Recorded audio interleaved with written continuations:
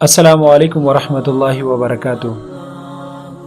حقائق T V کے ناظرین، ہم حسب وعدہ سجا بنت حارثہ کی ویڈیو پیش کرنے جا رہے ہیں جس نے نبوت کا دعویٰ کیا تھا۔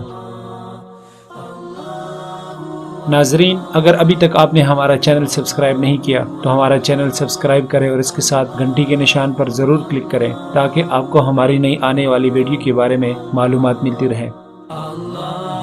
سجاد بنت حارث اپنے زمانے کی مشہور کاہنہ تھی۔ نہایت فصیحہ و بلیغہ اور بلند حوصلہ عورت تھی۔ مذہباً عیسائی تھی۔ سجاہ کو اپنی فطرت اور باکمال خوبیوں پر بہت ناز تھا۔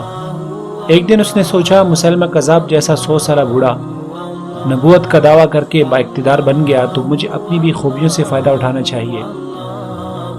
جیسے ہی اس نے سید المرسلین صلی اللہ علیہ وسلم کے وصال کی خبر سنی تو دعویٰ نبوت کر ڈالا۔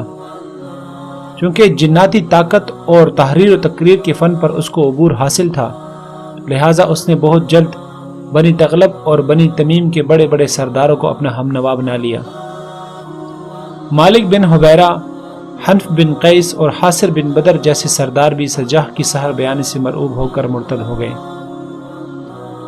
جب سجاہ کی طاقت بڑھ گئی تو اس نے ایک رات تمام معتقدین سرداروں کو بلا کر یمن پر حملہ کرنے کی تیاری کا حکم دے دیا۔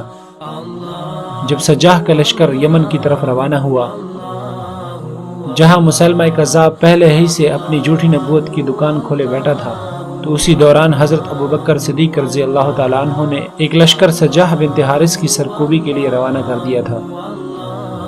لشکر اسلام کچھ فاصلے آگے بڑھا تھا کہ معلوم ہوا کہ نبوت کے دو جھوٹے دعوے داروں کے درمیان تصادم ہونے جا رہا ہے، تو لشکر اسلام وہیں رک گیا۔ ادھر مسلمہ کذاب کو جب سجاہ کے حملے کی خبر ملی تو وہ سخت پریشان ہوا، کیونکہ اس کو معلوم تھا کہ سجاہ بہت ہوشیار اور حوصلہ مند عورت ہے۔ اس لیے اس نے کمالی مکاری کا مظاہرہ کیا اور انتہائی قیمتی تحائف کے ساتھ راستے میں ہی سجاہ بنت حارث سے ملاقات کر ڈالی اور اسے اپنے جال میں پھانس لیا، اور دونوں نے 3 دن تک مسلمہ کذاب کے خیمے میں اپنی اپنی نبوت پر بحث و مباحث کے دوران داد و عیش کے دور گزارنے کے بعد نکاح کر لیا۔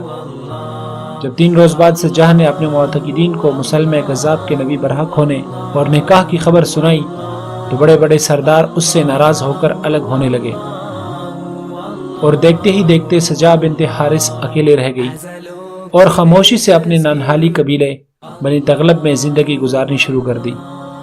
جب حضرت امیر معاویہ رضی اللہ تعالیٰ عنہ کے زمانے میں 1 سال قحط پڑا تو انہوں نے بنی تغلب کو بصرہ میں آباد کر لیا۔